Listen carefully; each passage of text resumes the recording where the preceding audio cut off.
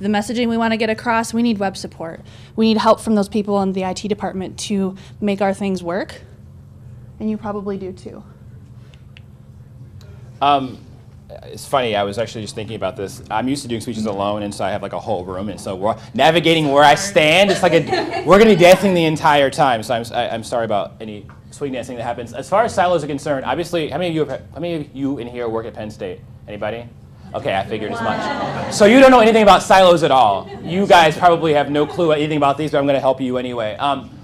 Folks get entrenched in their offices, they become very sort of like, this is my territory, this is what I do, this belongs to me, and there are a variety of reasons for that. But I'll tell you a secret, it's not just at big schools this happens. At small schools where there's one individual, folks become very territorial, and something I've tried to do at my current institution, and other places as well, but specifically where I currently am, is to help people understand that I don't want things to be person dependent. Because you are really good at what you do, that's lovely and fantastic. But if you're not here anymore because you decide to get a different job, or you decide you don't want to be here anymore, or whatever else you're going to do, we shouldn't have to be focused on that one individual to do everything. Because when they leave, their knowledge goes away. And what happens, right? The institution suffers. So I think that in terms of marketing and IT, what we have is you have this very specialized skill sets with individuals who know what they know really, really well, right? And that's lovely and fantastic. But because we don't always understand what those folks are doing for a variety of reasons, which we'll get into later, and how to sort of cope with that, I think it's important to make sure that even though we're proud of our work, proud of what we do, that we don't become so entrenched in our little area, in our silo, that we're not disseminating that information and sharing that information. Because again, we're all on the same team. I think that's really the key to silos is sometimes we become, where whatever our department is. No, we're the same institution. We're on the same team. So if nothing else, let's keep that in mind. So one of the things I wanted to do, and I do this, and I'm warning you now, is I tend to not like staring at your faces very much, and so what I like to do instead is to ask you things and to make you interface with me. And so as this goes on throughout, if you have random things you're thinking about, don't blurt them out because that'd be distracting for the video, but feel free to raise your hand and we can kind of get to them, because what I want to do is ask you again, why are you here? What brings you to this talk? And so this phase where someone's going to raise their hand and tell me why they're here, or we will stay here and stare at the screen for the whole time. He's not kidding, he does that. My university operates completely separate. The web team is over here. Okay. IT is over here. We talk when we absolutely have to. Okay. Can't avoid it. Can't get out of it. Okay, that's good. I mean, it's not good, but it's good that's why you're here. We're going to solve that for you. Anybody else? Someone else?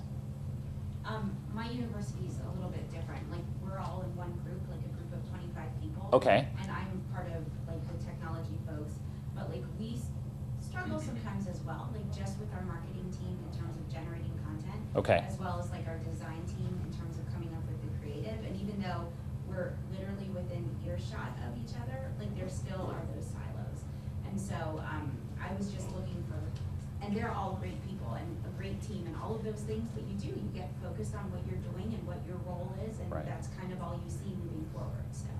Okay, one more. Anybody else? I work at a campus, and I'm the only web person. And I'm sorry. Welcome. One marketing person, and we work pretty well together, but I'd like to get ideas about how I can help her, because the website is more and more all about marketing. One more. Anybody else? What we'll do after this, we go through all these slides, there'll still be questions, and we can start to get to your specific situations, and maybe like if from takeaways you get from this, we can sort of build on those and add to those things, because I think that hopefully after this you'll have at least some sort of baseline, and then we can kind of delve into some more specifics or something like that. Numbers. Is everybody as excited as I am? Thank you. So not too long ago, maybe a couple weeks now, we had a conference in Michigan, HighEdWeb Michigan. And at that conference, Aaron Rester presented on some survey results that he came up with all about what a web org chart should look like. He put a survey out asking people what their current structure looks like, how the work is structured. He actually got 100 responses, so his percentages were nice and round. And so we took some of that information and put it here for you. One of the questions he asked was, where does the web responsibility lie? Who is in charge of the web at your university or college? And these are the answers that he got. A lot of them, surprising to me, it falls under marketing. A lot of them it falls under IT, but there's a really good chunk where it falls under a mix of both. And just looking at this slide, you can see that it's not ever going to be in just one place. These people have to work together. Some places it's marketing, some places it's IT, some places it's all over the place. Like my university, it is all over the place. Nobody's in charge of web. We have to figure it out together. This slide was great for me because I do a little bit of all of these things, and I kind of thought maybe that was just me. Aaron asked everyone, what responsibilities does your web team have? And if you look at this list of things, I have to stay over here. If you look at these list of things, a lot of these are things that I would have thought an IT department does. A lot of these are things that I would have thought only a social media person does. But these tasks blend. Almost every project that I work on is a little bit of all of this. And if I had to do it in a vacuum without any help from IT, I wouldn't get anywhere. We're also going to tweet out a link to all of these results that Aaron's got on his blog for you later.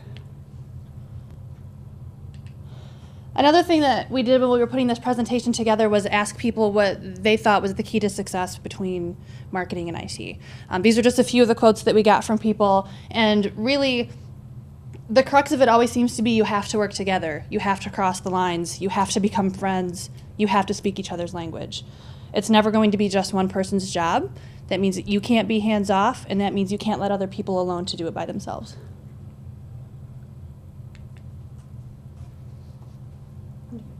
So, yeah, you can go to the next one. I think that one of the things that's helped me, and actually how we really formulated this discussion, it wasn't just that we wanted to hang out and talk to you all in front of the room, although that was part of it, was this idea that obviously Alaina had a lot of experience in the marketing side of things and understanding how that side worked. And I felt like one of the strengths that I've had over the years is knowing enough IT to speak the IT language, but also having enough experience with editing and marketing and social media and digital and all those things to also be there. So I find myself in this really sort of bizarre situation where everyone comes to talk to me, which is really great, but everybody doesn't have that. And so really understanding that I understand the challenges that are involved in IT. Maybe you don't understand those challenges. Here's an example. A few weeks ago, I went to this conference. It was actually in state, and it was just this thing about 2 days, like a one-day thing about crisis communication. And so one of our IT guys came with us. And after it was over, I was like, well, what did you think? And he says, you know, what was really great about that is I've just never been in an experience where I really think about those kinds of things before, because I don't deal with that every day. And I'm going to go back to my job, and I'm not going to deal with it again. But it was really great to get that information. What's the point there? Understanding what someone else's challenges are, right? So you talk about being in an office where folks are doing these kinds of things. Well, we don't talk very often. We don't communicate very much. Posted on the other one about going to lunch. I mean, once a month, getting together. Once a quarter, getting together. Hey, what are you guys working on? Hey, what's happening? What are you doing? It seems really simple, but we never do these kinds of things. These are the kinds of things that you can do, just small things that you can do to understand someone else's challenges. Their job's hard too, and for the most part, folks are really proud of the work they do. They're not just coming to work to mail it in. We know some folks who are. But most folks are coming to work and doing their best every single day. And so you recognize what you're doing, you recognize your contributions, but understanding that their contributions that are also important, and you may know that, but understanding it from their word of mouth, hearing what they have to say, experiencing it with them and going, man, I didn't realize you were doing all those things. In my own job, my predecessor had some different responsibilities. I came in and I started doing a lot of different things. And for the first year, folks didn't know what I did. They had no clue. I'd be at basketball games doing video. You do that? Uh-huh. Something be on Facebook. I saw you posted that. Mm-hmm. Oh, wow, so I did this thing on the site. You do that too? Mm-hmm. I do that too. And so these are the kinds of things that folks don't understand. But once you have that awareness, I feel like it makes the lines of communication easier, not just between marketing and IT, but I think institutionally. And so understand the challenges. And communicate. Not just communicate, but figure out the best way to communicate. Not every team is the same. Not every person's work style is the same. So what works for communicating with one person or team may not work for everyone. My own example that I have to share with you is that the webmaster on my campus is actually a very good friend of mine. Somehow we've ended up talking nearly every minute of our workday because I'm constantly harassing him on Instant Messenger. The website's broken. I don't know what's happening with WordPress. My thing isn't posting. I don't know what's going on with this feed on my TweetDeck. I don't know why the social page isn't working. I think the API is broken. All day. All day. He's great. He puts up with that. Your webmaster may not. So it's worth a conversation. When you're getting started trying to work with a new team member or a new team, what's the best way to get a hold of you? One of our most recent hires in our department, when he got started, wasn't used to using email regularly. So we talked about that. When is a good time to get you on email? If I email you, when do you think you might check it so that you will respond? If I need you quickly, what's a better way to get a hold of you? So when you start to get comfortable with everybody's work styles and communication styles, you're not necessarily that nagging, harassing person. Probably 90% of you in this room, if I instant messaged you all day the way I do to my friend Tim, you wouldn't talk to me anymore. You wouldn't help me fix anything, but he does. Other people on campus, if I wanted to talk with them, we'd have to have an email list going or a Facebook group going or a meeting once a week. It's really important to make sure that you're communicating in the appropriate way and in the effective way. Another thing that we've had to learn with our teams is that everyone's time is important and that you may not understand everything that people have on their plates. On our campus, we always call it 3 guys in a truck. It's more like 5.5 people and, I don't know, some computers. So our web guys are in charge of our website. They're in charge of our content management system and making sure that that's running, but that's not it. They've got servers to maintain, they've got web apps to build, they've got an entire campus of departments who need them for things. So when the front page of the website is down and we're in a panic, they know that, but it's not the only thing on their plate. And over the past several months, really taking the time to learn what they do have on their plate, how the order of their jobs works and what's priority for them has been really helpful for all of us, because we then don't become that demanding person that's being irrational and needy, and they also know that this is important to us and these are the things that we depend on for those things. I mentioned earlier about understanding how to speak the other people's language, and I think that this is one of those situations where those kinds of interactions really help. If someone doesn't have the background in marketing or doesn't understand what you do on a regular basis, interacting and spending those times together, cross-training, again, in big organizations that might be untenable, but when you can create those kinds of interactions, is going to help people understand how to communicate with you better. Just because you use a bunch of jargon to somebody doesn't mean they're gonna have any idea what you're talking about. And it's really fun to default to jargon, right? Makes you sound smart, you feel really powerful, like, yeah, you just need to file this TPS report. And Office Space people, like 5 of you, the rest of you are like, what is he talking about? At any rate, and so I mean, it's really important to ensure that you understand the language you're using is actually communicating what you're trying to communicate. Just don't default assume that because you know something really smart, that person on the other end is going to have any idea what you're talking about. And feel free to follow up. Hey, did you get what I said? Did you follow what I needed there? I know that all of us love email. We love sending emails, but I would encourage you sometimes to get up from your desk and walk to their office and interact with people. You'd be amazed at how much you can accomplish when you go talk to somebody. Even if it's across campus, make a day of it. Go talk to people. You work in higher ed, I know what you do. And so you need to make sure you're doing these things, because these are the ways you're going to be able to build those bridges, close those gaps, and learn their language. Am I not communicating? No. Oh, even better. Look at this. Party Oh, in you the guys, I USA. get to move. Freedom. get a level. So there's that. Another thing for that, is this thing on? I don't understand how this works. Does it work? He says you're good. I'm good. I'm good. Okay. So another thing with this that's been really important for me, and I've already told you I'm that really annoying person in my office that is harassing my IT department constantly. I ask 1 million questions. So where you're the technical person who shouldn't maybe assume that everyone knows what you're talking about, maybe you're also the marketing person that doesn't get it. And it's okay to ask. I can't tell you how many times a day I say, what's Ajax? What's an API? I don't know. I understand some of it now, because I've asked some of those questions, and having that understanding of the terminology and how the things work together helps me do my job better too. I have a little bit more of an understanding of how the things work on the back end, so I know what's possible on the front end, but I wouldn't know any of that if I hadn't asked. How many of you want really cool things to happen and you go say, you know what, or someone in your world, I won't say your boss, but say hypothetically, someone thinks of an idea that they think they want and they tell you, we should call IT and see if they can do this, or we should call insert person here to do this. That ever happen to anybody in here, ever? Never? Never, you guys? I didn't think so. But hypothetically, if that ever happened to you, I think it's really critical, and this is where communication comes in, understanding workloads comes in, is just because it sounds like a really good idea doesn't mean we have to do it. But once you understand those kinds of things, or have those open lines of communication, you call the person and you email the person, or you show up and say, hey, I was thinking about insert here. What do you think of that? Begins a dialogue about insert here, whatever that kind of thing is. This app you think you need, the social account you think you need, or whatever. Who's going to manage that?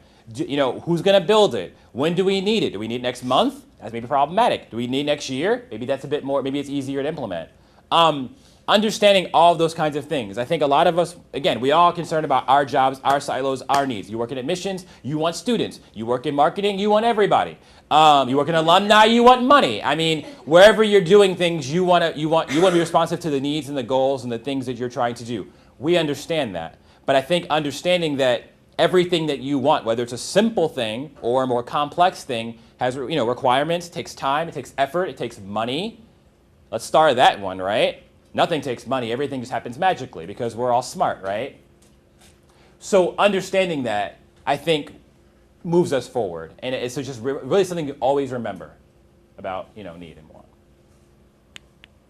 And now's the part where we talk to you guys. Yay. Because we know that you came here because you wanted to learn things and you have problems you want to solve. So who wants to start? We could start with who we've already started with. We've got our friend here who has a marketing department and an IT group that don't talk to each other at all. How's that working out for you? We have well enough defined areas that we work. The work gets accomplished.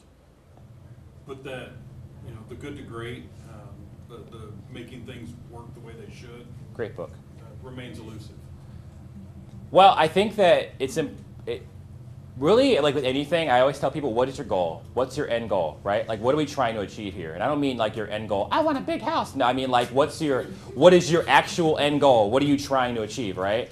And if in an organizational structure situation, maybe that's working together or working with your silos, so you're not working together yet. Working within your own organization and saying, okay, what are our 4 or 5 goals? Maybe it integrates them, maybe it doesn't, right? Figuring out what those things are.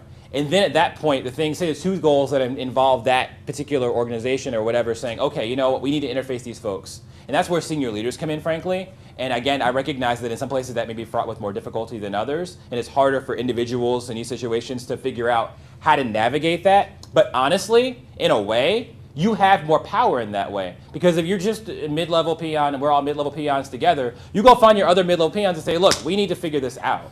Maybe you don't solve all the big issues. You're not going to solve all your institutional structure problems. You're not going to solve everything. Yes, we could all surely make the school better if we all were in charge, but we're not, and we're not going to be. But what you can do is fix those small things. You can fix those smaller issues. Because eventually, guess what? You all know this. Smaller issues result in bigger issues. And so we can knock these small things out. One, you have victories, because then you go to those senior leaders and say, look, we did this, we did this, we did this. But we need your support for X, Y, and Z. Maybe you get it, maybe you don't get it. But you've got to tackle what you can, because at the end of the day, you're still doing the job. There's still challenges with that job that you have to figure out. And if you don't put yourself in the best position to accomplish that, again, by interacting with those people and letting those folks know, look, you need me as much as I need you. They may not feel that way, but lunch and cookies and other kinds of other things, whatever you do after work, however you can accomplish that, opening that dialogue. And I feel like most folks should be responsive to that kind of dialogue if you open the dialogue. So to end that rant. For us, where we work, it was a matter of we had to decide to stop waiting for somebody above us or outside of us to make us come together. We kept waiting for the day that somebody was going to say, you're right, an official web department needs to happen. An official web group needs to happen. And here's how that's structured. That day didn't come. And then all of a sudden, we were having a CMS transition and a web redesign and a branding campaign. And we actually had to get together. It happened kind of by accident. We had a professional development workshop where a couple people from my department were in this session about how to team build and have difficult conversations. And we talked amongst ourselves and said, we've got to be our own web team. We have to do this. And we got together with a couple of the guys from ITS and had that conversation. How do we be our own web team? How do we work together? How often do we need to meet? What stuff is your job and what stuff is my job? Because maybe all of the back-end development stuff has to be handled by ITS, but maybe I can help with some of that project management stuff and setting those deadlines and making sure that people are on task and they have the resources they need. A lot of the stuff that has to be done is technical, but maybe we in marketing can work harder to understand that so that we can help communicate it to campus and make the transition easier. So we had to take it on ourselves to bridge those gaps and figure out what we could do better. And then we took it to our bosses and said, we want to be the web team. We're going to do this. And so far, so good. I'll let you know how it all went after October. I wanted to say one more thing, actually, and it sort of ties to all of this, is it's really important to understand that you can, branching out, I mean, I don't know how many of you use social tools like Twitter and things of that nature, and I know some people are like, I'm too busy for that, I don't have time for that, don't talk to me about that. But it's important to know that if you want to find out what the folks are doing, I mean, this is obviously one facet of this. A conference like this is great because it brings all these different perspectives to you. But using things like LinkedIn, using things like Twitter, even just putting yourself out there and saying, hey, I was at this conference and I was curious other folks who would be in the same situation. Using these opportunities as a way to branch out can help you come up with ideas that maybe work for your specific situation. And maybe they don't get the ideas today, but they come in a few months. So just something I want to sort of put as a morsel in your brains as well. You had a question or a thing? One of the issues, because as you know, I Yeah. fall in the same general boat that you do, doing technical as well as communication things. Yes. One of the issues that I have is communicating technical things to stakeholder groups who have no earthly idea or care. Right. Honestly. That's a key, yeah. That something is happening with the web that I can't impact because it's a server issue or Right. a connectivity issue or whatever. Yes. Whatever the big Issue is. technical thing is. Mhm. So do you have any advice for kind of filtering those hard things down to people who don't care? It's tough, especially if you're not like in that world, like immersed in that world. It's really hard to do. I mean, I struggle with it, and I think I do a decent job with it. I think that it's important to give people the information they need, right? I think that's the key. Give me what I need. I don't need to know how long it took you. I mean, maybe in theory that's important information, but I don't need to know every detail of it. And I know as a technical person, you kind of want folks, at least I like folks, to know every level of everything that went into that, because that way they know. So it's really hard, because everybody thinks it's web magic. It's not. You know, you all know that, but not everybody knows that. It's not magical. I do not have a magician. I did not go to Hogwarts. You need people to understand that it's not. I know, it's disappointing to me too. So I think that what you need to do is, again, give people what they need. Give them the information that they need. Keep it simple. You know, it's really just keep it simple. Give them what they need. Keep it simple. If you have more questions, feel free to contact me. End game. I mean, 2 sentences, 3 sentences. You don't need to go 4 paragraphs, because nobody wants to read that. Nobody's got time for that. One thing I've tried, and it often depends on the person that I'm working with, but sometimes with faculty, not very long ago, I had an actual conversation with a faculty chair who was concerned about the web transition, about the new CMS. I've heard that this isn't going to work and that's not going to work. My HTML is going to break because of things being responsive or something. I don't know what that means. And so I had my friend Tim, my web guy, with me, and so we started talking about, well, here's what we mean about the HTML will break. When you set things at fixed widths, etc., eyes glazed over immediately. And in that case, we were lucky because he actually said, I don't need to know that. I don't know what HTML is. And we started to talk, and he said, no, I don't need to know what HTML is. Is my website okay? And so taking a lesson from that, sometimes I'll ask people at the beginning of a conversation, what do you need me to tell you? What do you need to know? How can I make you feel better?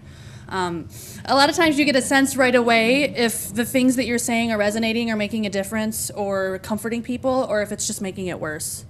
And I don't know if that actually can help you in every situation, but I guess the answer is it depends.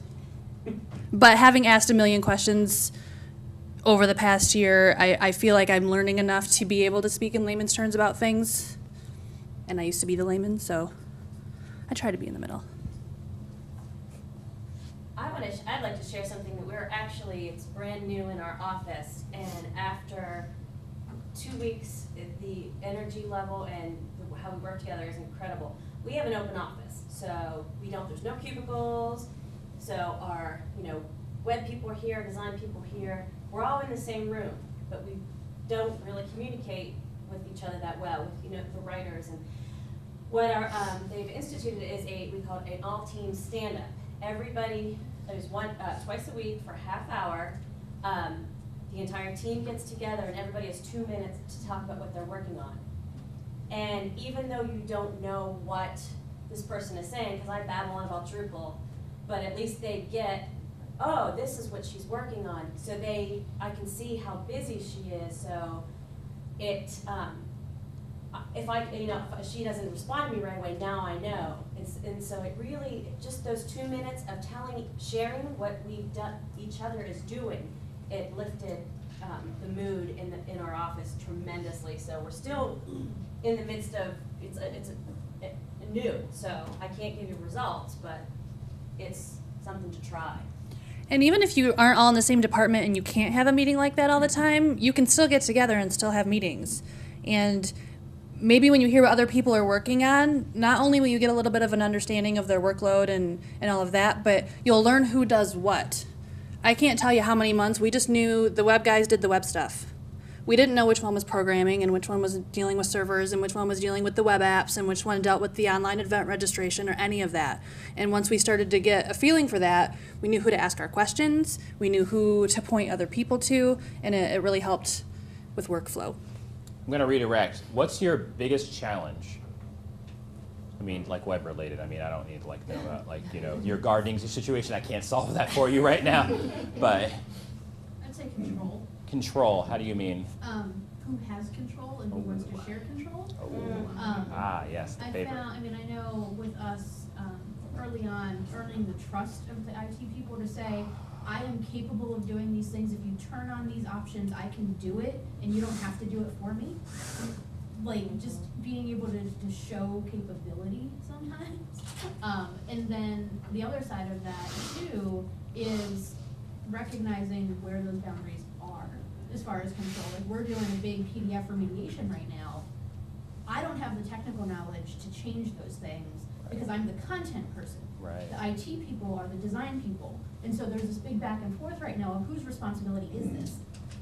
Because it's, to me, it's theirs because it's programming and tagging and scripting and things there, but to them it's me because it's content on our website. Right. So it's that control of figuring out who really does have control, who should have control, and how to work together to accomplish what has to happen. That's an institutional, I think that's just across the board an issue everywhere. And I think the lines really, it really depends on the institution and the people involved, the institution, the challenges involved in the institution. I mean, there are so many variables involved in that. I think that obviously communicating is sort of step one and step two of how you sort of bridge that gap, saying, hey, we can do this. It'll make your life easier. Oh, really? Easier? When? When do we start? So I mean, I think there's that. But I think it's a constant conversation that you have to have, and I don't know that there's really probably no easy answer for that, because again, it's everywhere. I think that there's this push and pull relationship between, who has control over what, where the lines begin, where does your fence post end, and mine start. I live in Wyoming. It's a big issue about fence posts, about where your property line starts, where mine ends, that kind of thing, and so it's important. Who else? Your number one challenge? I'd say kind of similarly to what you just mentioned. Kind of striking the balance of ownership of content. Okay. Because I feel like some of the groups that I work with either want to have full control of everything, just have everything they write posted exactly verbatim how it's written, or there's other groups that just say, well, it's your website, you take care of it. So finding those people that will contribute but not necessarily just throw content in and expect it to be. I think the way to do that, again, of course, especially as a person that's not in charge of the office, right? Like if you're just a person that's getting the information and you're having to do it or whatever, I feel like the best way to handle that is to say, look, you are the content, subject matter expert of this content. I can't write this better than you in theory because I'm not in your area. I can make some stuff up, but I don't know biology better than you know biology. So biology me, teach me, tell me what we need to know. Let folks understand it. But my job as the person who's receiving this information is to make sure that it's ready for the web. So I can't post everything you give me if that's not what you want to do. If you want to do that, well then, God bless you and good luck. But if that's not how your MO is, that's how you guys roll, then it's like, look, my job is to make sure that this is the best stuff for people to read, right? And so we're going to fix this. We're going to wordsmith this. We're going to do X, Y, and Z. But you have to give it to me in order for it to work, And then I think that from there it just kind of works. Some places where they have, someone's really good at what they do and they can handle all those things, you might give them more control and it becomes individual then, right? It becomes knowing the individuals as opposed to having these faceless people on the other side where you don't know, some nebulous person working on the web. That takes more work, takes more time if you've got a lot of content editors you're managing. So I recognize that it's not really tenable if you've got 40 content managers to figure out that Sally's really good at X and Molly's really good at Y. But when it's 10 of them, maybe you can, maybe that becomes something you can do. Your number one challenge. Yes. Currently, my number one challenge is that I have marketing people who want to take beautiful PDFs and put them up on the web. All over the place. I love PDFs. They're great. Not accessible. Yeah, and I need to get rid of them. And Do they understand why you want to get rid of them? They do. And they they're don't working on care. it. They care, but they really have needs. Right. Some of them, I mean, some of them don't, and then I managed to move them over eventually, but some of them really have needs, and I've got to work with them and figure out how to handle that. That's a technical issue, really. Right, it more really than is. anything else, but it is a challenge, and they don't like it because, like admissions wants to be able to do something with animations, and I say, well, that's not accessible because it's Flash, and I really don't want to do that. Right. And like, well, University Park admissions. Right, does always, it. right, always, And then I'm always, like, right. I don't control them. Right. So it's tricky to make sure they understand. Do you find that when you start explaining to them the rationale for the decisions that they're more receptive? They are, they're I see somebody frustrated. shaking their head no. They're frustrated because then, I can't convert every PDF, so I have to teach them how to do it, and they get frustrated because, it's a lot of work. Well, and you're on your own, you said. They are on my own. So it's kind of a balance between let me give you the resources and help you, but also set you out on your own to do these things yourself. Right, and I have to balance that and figure out for each person I'm working with, how much can they handle, Right, and how much do I really have to handle for them. right. So that's, I'm always doing that dance of, because, so I have to know all my content You do, authors and what they right. can do. And that makes it tricky. Yeah. Very tricky. And then throw in ideas from other people who think that you should be able to do that, who don't Right. understand and care about, our accessibility issues. And Right. you should be able to do this. Well, yeah, you can do that, but you can't really because of all of the constraints that we have. So they really don't understand, even when you try to explain it. Another big problem is that we don't have a graphic designer. And so our marketing people are not graphic designers, and I'm not a graphic designer. And so we often get product that I am not satisfied with. Right. One sort of icebreaker, I just thought of this, one icebreaker way, so we're talking about go out, make friends, eat dinner with them, talk to them, show up in their offices. Maybe you don't want to Only do if that. they like that. Email them every day. I mean, like, whatever but maybe before you get to that point, perhaps, then again, you can understand the pulse of your institution better than anybody else. I'm trying to get you in trouble. But one way to consider maybe sort of opening the lines of communication without having to be sort of bludgeon people to death is sort of not quarterly, but sort of emails, just like an email. It just sort of says, here's what's going on right now. If it's a project that's happening, it's always a really good time with a project happening to be like, here's an update on that project. Everybody wants to know what's going on with the project. So letting them know what's happening in that project, what's going on in that project. And again, not super long, but really bullets. Contact me if you have questions. CC Bob over in IT who never talks to you about anything. Hey, love to talk to you about this. Want to get your advice on X, Y, and Z. You don't really want Bob's advice. You just really want to talk to Bob about something else.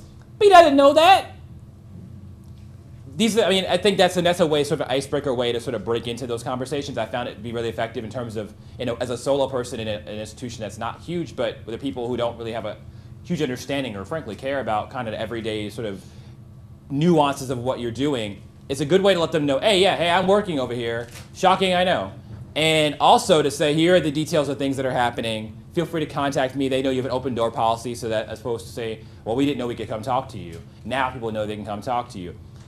You have to be your own best advocate. We talk about this a lot sort of in other areas, but you have to be your own best advocate. No one can advocate for what you're doing better than you can. Not even your boss can advocate better for what you're doing than you can. If you're not your own best evangelist, don't expect anybody else to do it for you. You have to be your own champion. You have to do it. Any questions, concerns, snarky comments, anybody? Thank you for your time. We appreciate you coming.